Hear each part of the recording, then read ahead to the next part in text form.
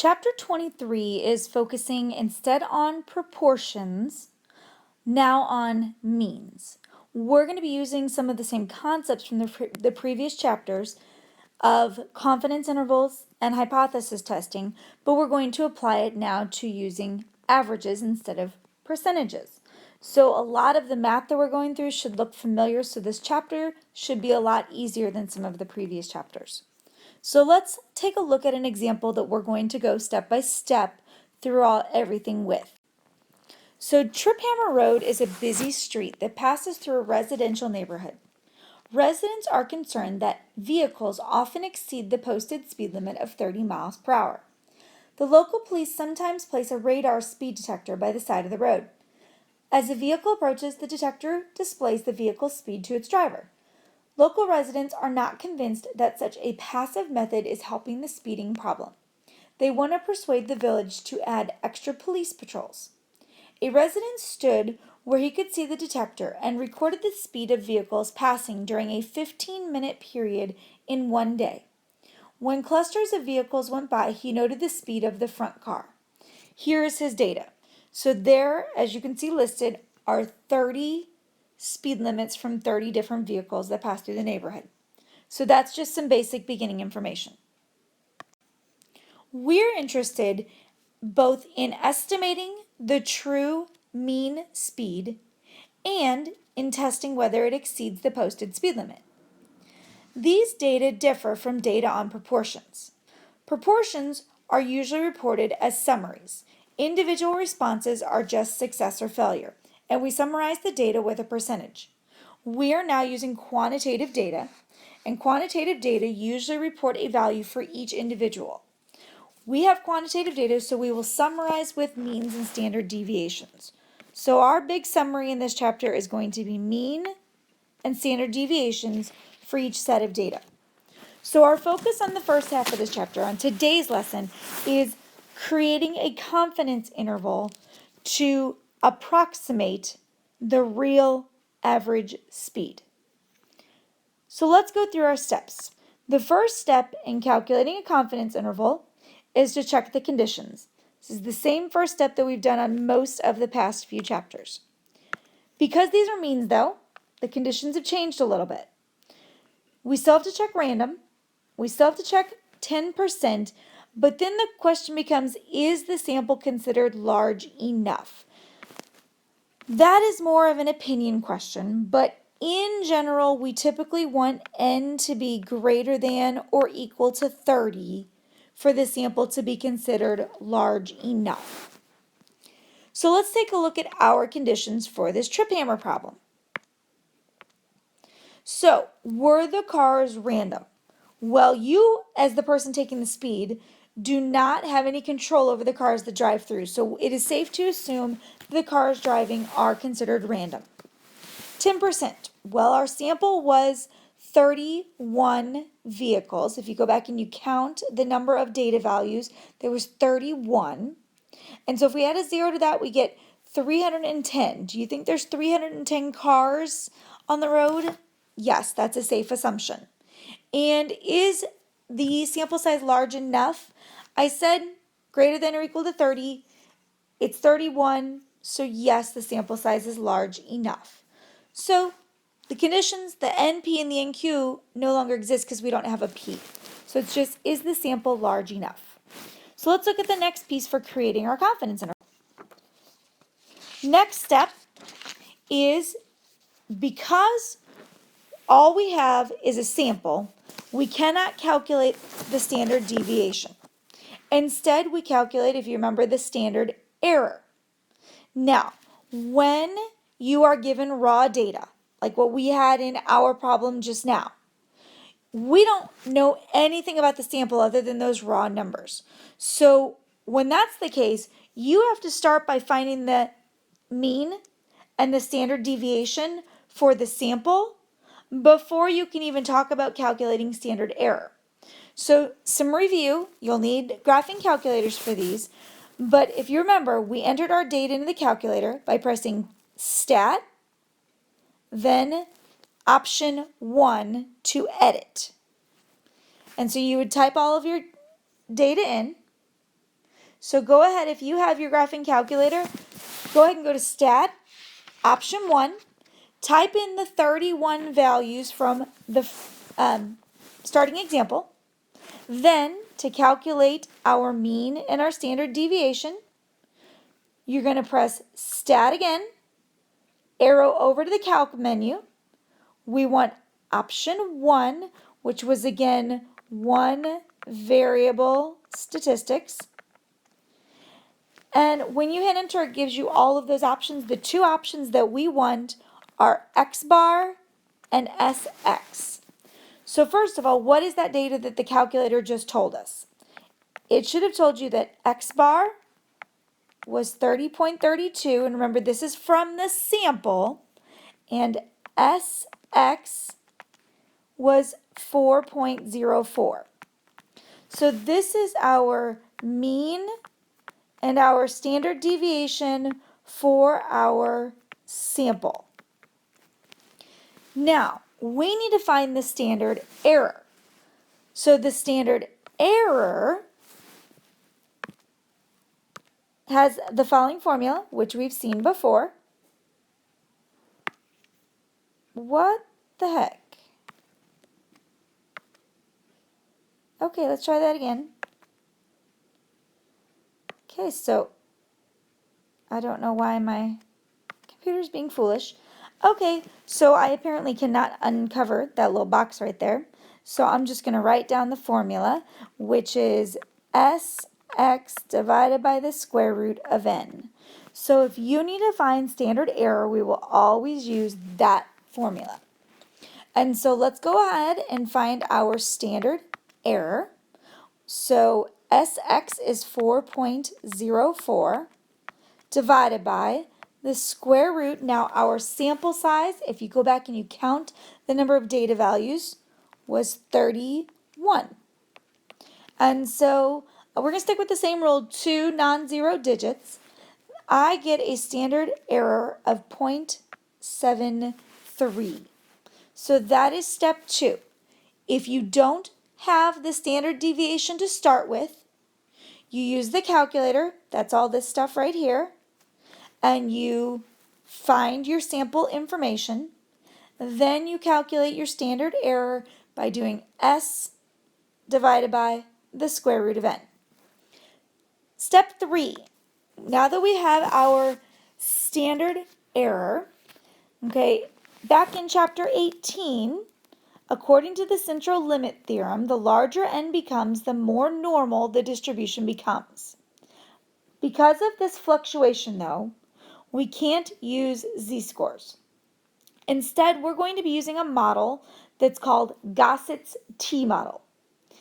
All this is going to introduce to us is a new score. Instead of z-scores, we call them t-scores because it came from a t-model. So here is what you need to do in order to find a t-score. Now, you should have received from me, with your notes, a new pink sheet. So at the bottom of the pink sheet are your different confidence levels. You'll see a 90 and a 95. You find the confidence level we want at the bottom. Then on the left side, there's this thing called degrees of freedom.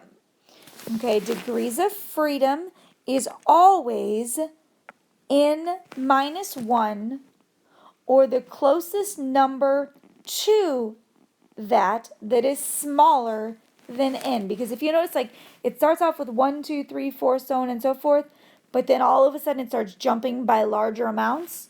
So if one of the ones that you need isn't shown, you just go to the number that's closest to it, but still smaller than n. Then, where those two intersect is your t-score. So what we need to do is, on ours, we're going to find our t-score. I'm giving you a 90% confidence level. So at the bottom, find 90%. N minus 1 comes out to be 30, because 31 minus 1 is 30. If you look on the left side, you should definitely see a 30. So find 30, find 90 at the bottom, and where they intersect is your T star score. And if I did it correctly. I got 1.697. Hopefully you got that same answer. So let's go on to the next step. Now we need to calculate our margin of error. Our margin of error is simply found by taking the T star that we got off the pink sheet times our standard error. So our margin of error would be, our T star was 1.697, and our our standard error was 0.73. So our margin of error comes out to be 1.24, and I'm fine if you rounded 2 decimals like I did. The final step in finding the confidence interval is to do just that. Calculate our confidence interval.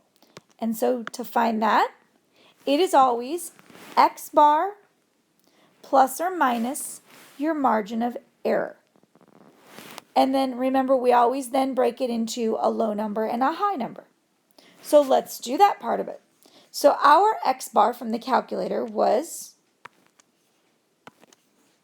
30.32 plus or minus our margin of error we just found was 1.24.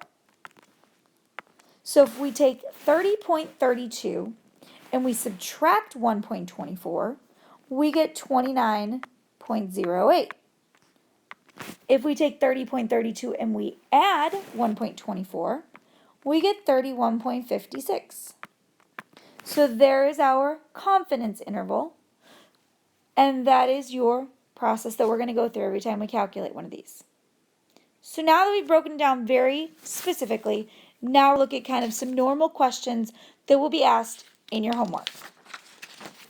So example 2, hoping to lure more shoppers downtown, a city builds a new public parking garage in the central business district. The city plans to pay for the structure through parking fees. During 44 weekdays, daily fees collected average. Now notice you have specific data here. Our average is 126 and our standard deviation is 15, and it said during 44 weekdays, so that's your n value. So what assumptions must you make in order to use the statistics? So our first thing we have to check is, was this data collected randomly? We're going to go ahead and assume yes on that. 10%. They collected it for 44 days. If we add a 0 to that, is there at least 440 days in existence? Absolutely. And finally, our last piece, was our sample size bigger than 30? Yes, it was. So now we're going to write a 90% confidence interval for the mean daily income. So 90% is our key number. So if we think through our steps, our first step was checking the conditions. Our second step is to find our standard error. And I'm going to label things as I go so it's easy for you to understand, and this is what I would want to see in your homework as well. To find standard error, we take standard deviation, 15, divided by the square root of n, so the square root of 44. 2 digits, I get 2.26. So that was step number 2, find your standard error. Step number 3, find T star. So go to our pink sheet. 90% is along the bottom. We need to take 44 and subtract 1. That gives us 43. If you notice though, on the left side when you're looking for your degrees of freedom, 43 isn't listed there. So this is where I talked about every single one is not going to be there. So we need the number closest to 43 but smaller than 44. And so that number would be 40. So that's going to be the number we use for our degrees of freedom is 40. So if you go from 40 and 90%, I get 1.684. So if that's ever the case, that's exactly how you find your T star. After T star, we need to find margin of error. So that's taking our T star, 1.684, and multiplying it by our standard error, which is 2.26. And so I end up with, rounded to 2 decimals, 3.81. And so we're ready to find our interval. So it's always x bar, which was our mean, so 126 plus or minus our margin of error of 3.81. So if we take 126 and we subtract, we end up with 122.19. And if we take 126 and we add 3.81, we get 129.81. So there's our confidence interval, but we have some follow-up questions to go with this. So interpret what this means. This is that little fill-in-the-blank sentence that we used to write. So we are 90% confident that the true average is between 122.19 and 129.81. So explain what 90% confidence means in this context. It simply means that 90% of all samples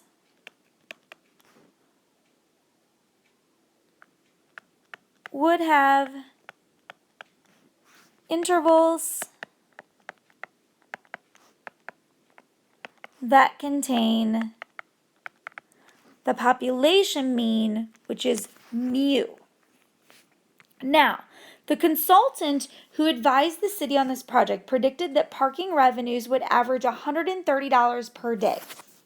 Based on our confidence interval, do we think the consultant was correct? Well, 130 is bigger than our interval. So I would probably say he was incorrect.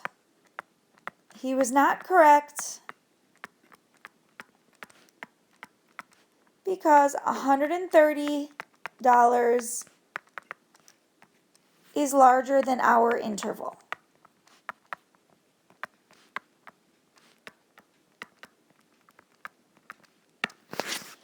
And so we're going through a lot of the same steps. Are there new formulas?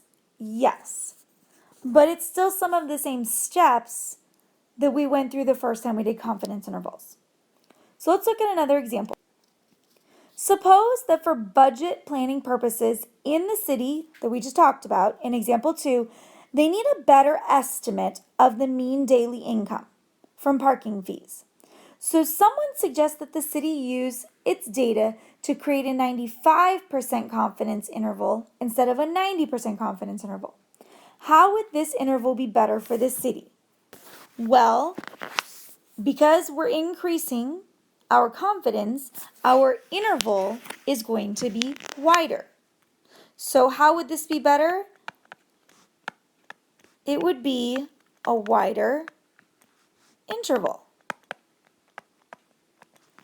But how would it also be worse? Well, anytime the interval gets wider and your confidence goes up, which is good, your margin of error also goes up. So there's the problem. The margin of error would be higher,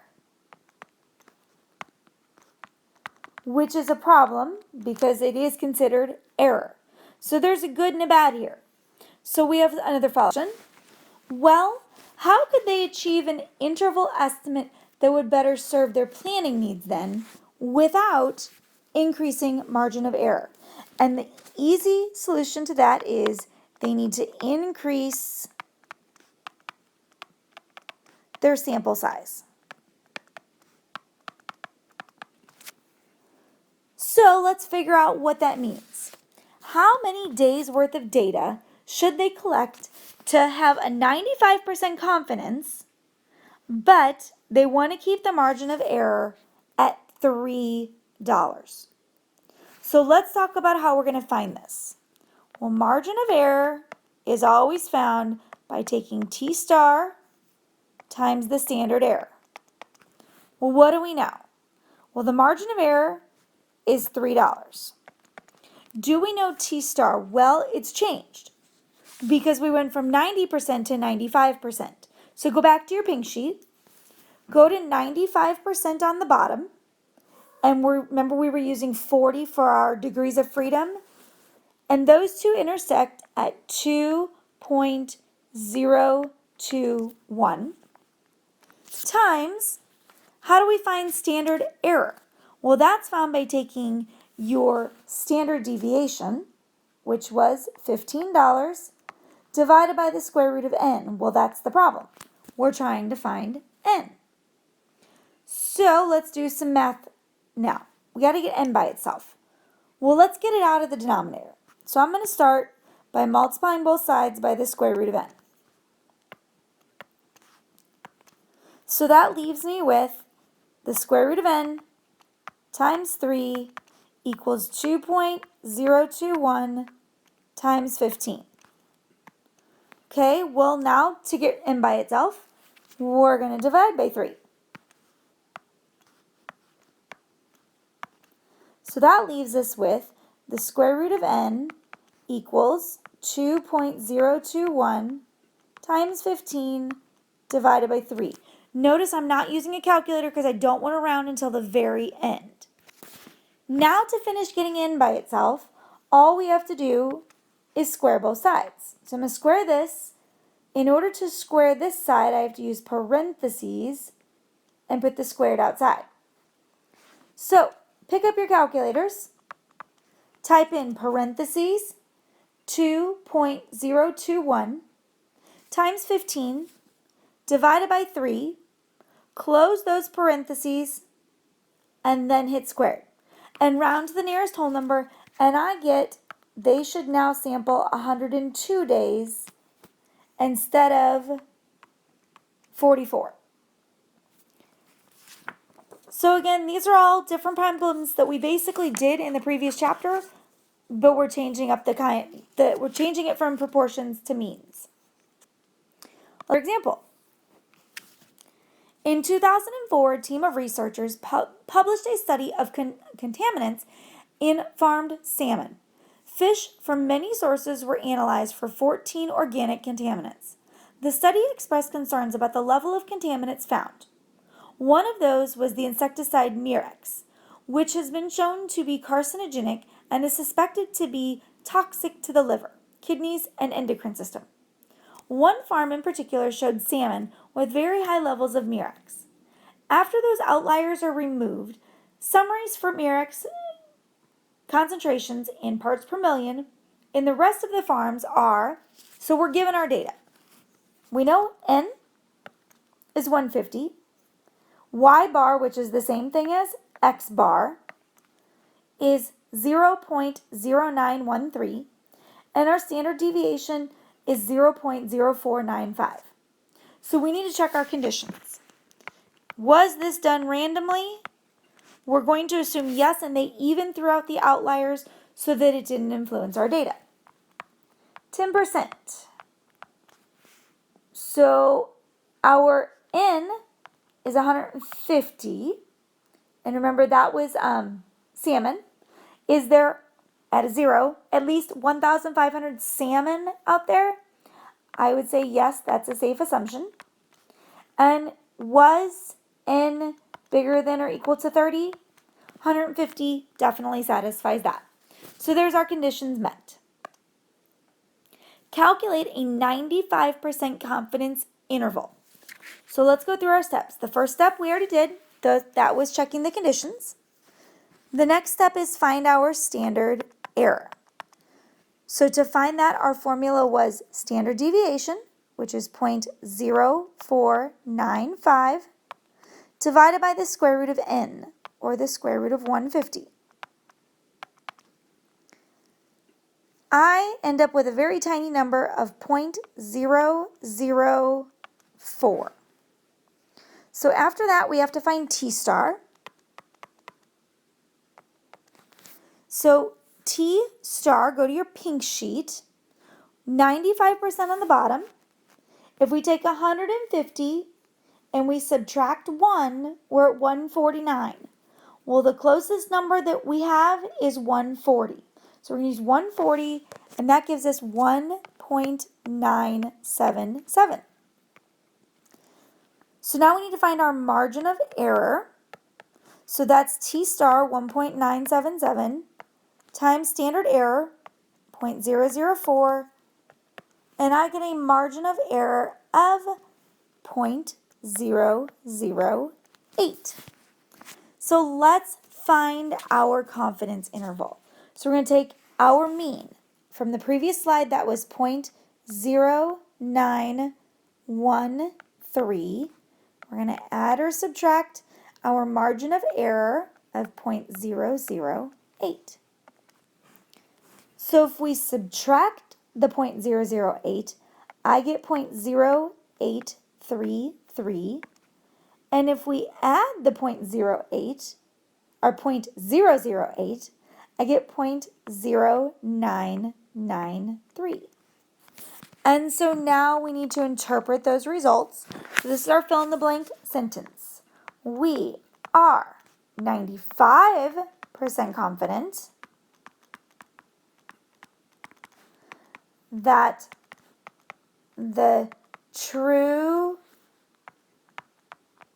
average, what a Murex level is between 0.0833 parts per million and 0.0993 parts per million. All right, one last example. Some students checked 6 bags of Doritos marked with a net weight of 28.3 grams. They carefully weighed the contents of each bag. Recording the following weights, all of these are in grams. So this is our data. And our first question is, do these satisfy the assumptions? So let's start with the random assumption. I would say we are fine to assume random because you can't control what Doritos bags, you have no knowledge of what's in them. 10%, they checked 6 bags. Add a 0 to that. Do you think there's at least 60 bags of Doritos? I think that's a safe assumption. Is the sample size greater than or equal to 30?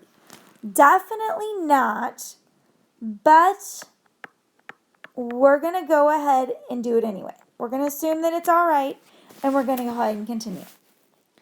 Now, part B asks us to start by finding the mean and the standard deviation, because we had data that was given to us without the summaries. So remember, go to stat, go to stat, and then option 1 to put it in the calculator. So you go ahead and type that in your calculator. Once you have it all typed in, then you go stat, calc, and then we want that very first option again. And so the two things that we need, if you remember, are X bar and SX. So X bar, I got 28.98. Those don't look like 8s, do they? Let's try that again. 28.98. And SX, I got 0.36. Hopefully you got those numbers as well. All right, creating 95% confidence interval for the mean weight of such bags of chips. So we need to start by finding our, step 2 is standard error. To calculate that, we take our standard deviation of 0.36 and we divide it by n, or the square root of n, so the square root of 6, and I end up with 0.15. Then we have to find T star. So, pink sheets. This is a 95%, so go to 95. Our n was 6, and 6 take away 1 is 5. So go to 5, and I get 2.571. Hopefully you got that same answer. So now we need the margin of error, which is T star, 2.571, times standard error 0.15, and I end up with 0.39.